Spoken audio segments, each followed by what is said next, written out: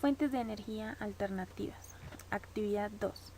Presentado Graciela Garzón. Presentado por Claudia Patricia Noza Figueroa. Código 1057-590-304.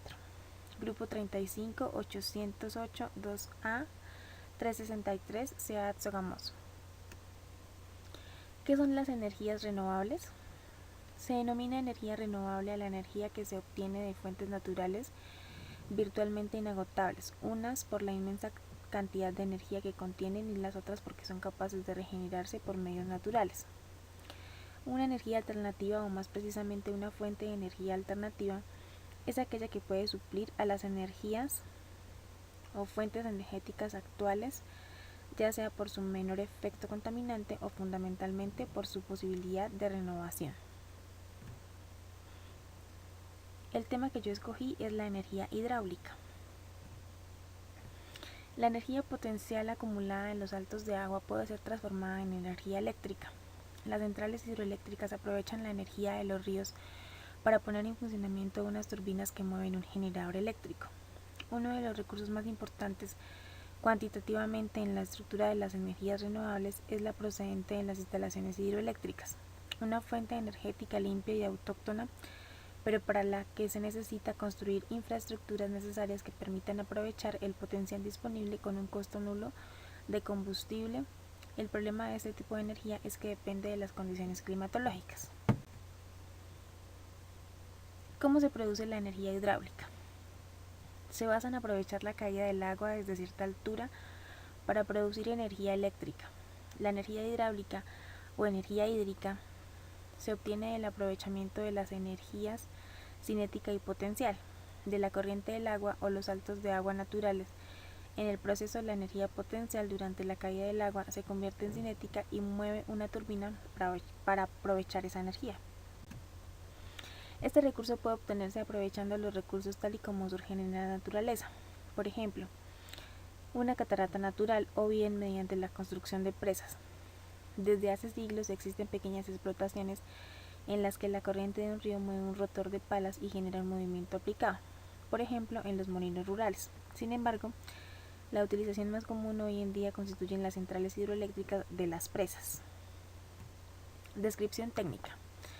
Una hidroeléctrica debe contener los siguientes elementos: la presa, que se encarga de contener el agua de un río y almacenarla en un embalse; rebosaderos, elementos que permiten liberar parte del agua que es retenida sin que pase por la sala de máquinas; destructores de energía, que se utilizan para evitar que la energía que posee el agua que cae desde los salientes de una presa de gran altura produzcan al chocar contra el suelo grandes erosiones en el terreno.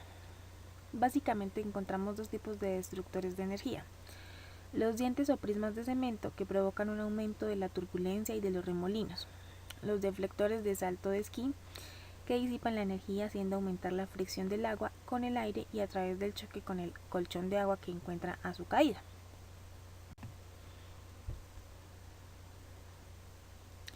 Sala de máquinas, construcción donde se sitúan las máquinas, turbinas o alternadores y elementos de regulación y control de la central. Turbina, elemento que transforma en energía mecánica la energía cinética de una corriente de agua. Alternador, tipo de generador eléctrico destinado a transformar la energía mecánica en eléctrica.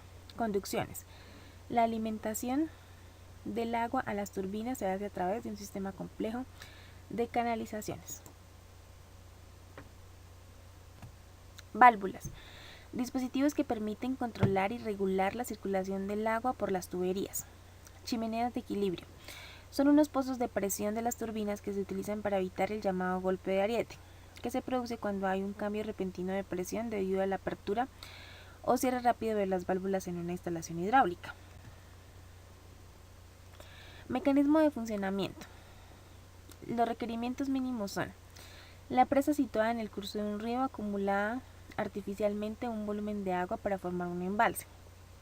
Eso permite que el agua adquiera una energía potencial que después se transformará en electricidad. Para esto, la presa se sitúa aguas arriba con una válvula que permite controlar la entrada de agua a la galería de presión, previo a una tubería forzada que conduce el agua hasta la turbina de la sala de máquinas de la central. El agua a presión de la tubería forzada va transformando su energía potencial en cinética, es decir, va perdiendo fuerza y adquiere velocidad. Al llegar a la sala de máquinas, el agua actúa sobre los alaves de la turbina hidráulica, transformando su energía cinética en energía mecánica de rotación. El eje de la turbina está unido al del generador eléctrico, que al girar convierte la energía rotatoria en corriente alterna en media tensión.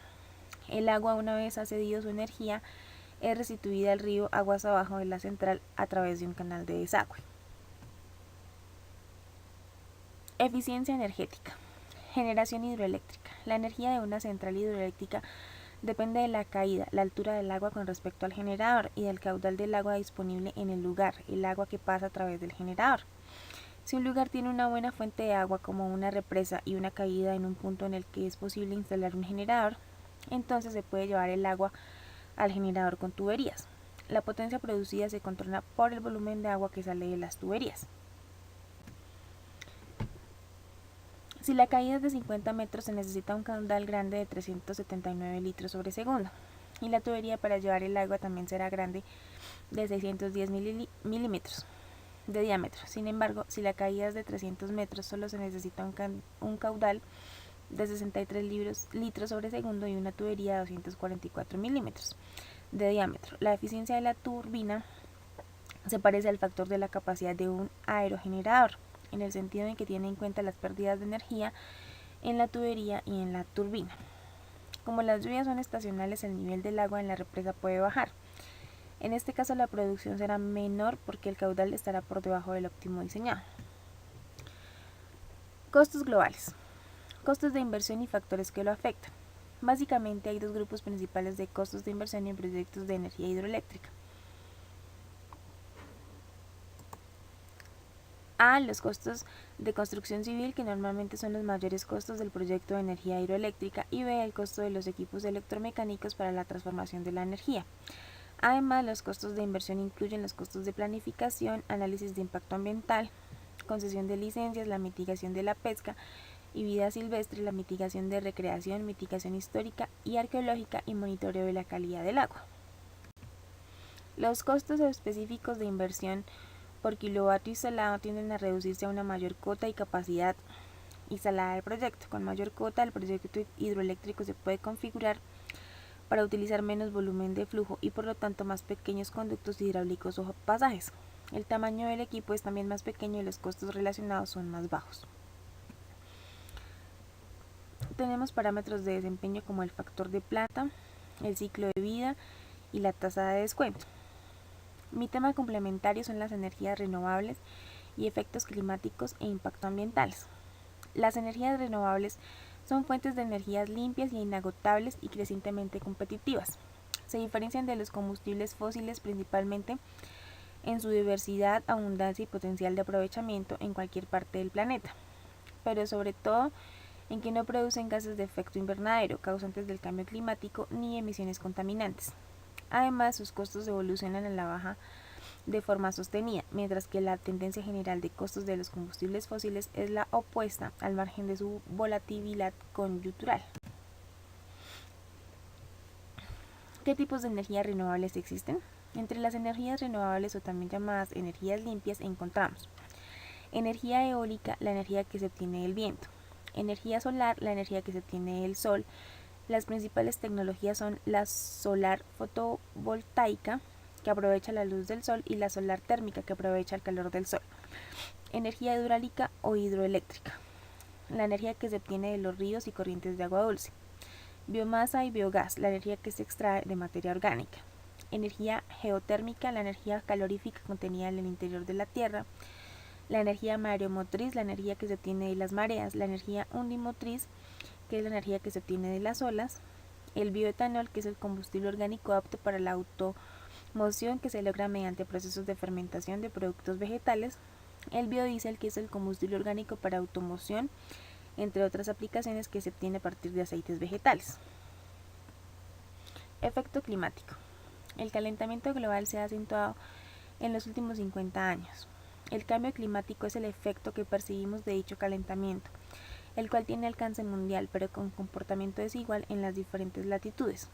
Los seres humanos son los responsables del cambio climático, el cual se traduce como cambios en la temperatura, la humedad, la velocidad del viento y la repercusión sobre todos los seres vivos, donde es la humanidad la que recibe los mayores daños a la salud. La utilización de los combustibles fósiles a partir del siglo produjo la combustión de los gases a lo largo de miles de años y como consecuencia el aumento paulatino y constante de la temperatura de la superficie terrestre, fenómeno conocido como calentamiento global. El cambio ambiental global se ha acentuado en los últimos años por la acción del hombre, por el aumento de la población humana, el uso inadecuado del suelo o del territorio, las alteraciones en los ciclos bioquímicos del agua y los componentes de la atmósfera, así como las alteraciones de la biodiversidad general del planeta o en regiones y procesos de desertización. Lo anterior reafirma que el cambio ambiental global es el resultado del efecto sinérgico de las actividades humanas y la alteración de los sistemas fluidos del planeta, o de cambios en sitios discretos tan ampliamente distribuidos donde lo que percibimos es el cambio climático. El clima es una descripción estadística del tiempo atmosférico, en términos de los valores medios y de la variabilidad de las magnitudes, por ejemplo la temperatura, la precipitación y el viento, durante periodos que pueden abarcar desde meses hasta miles o millones de años, y resulta del vínculo que existe entre la atmósfera, los océanos, las capas de hielo, los organismos vivientes, los suelos, los sedimentos y las rocas. Si se considera al sistema climático bajo esta visión holística, es posible entender los flujos de materia y energía en la atmósfera y finalmente comprender las causas del cambio global. Muchas gracias.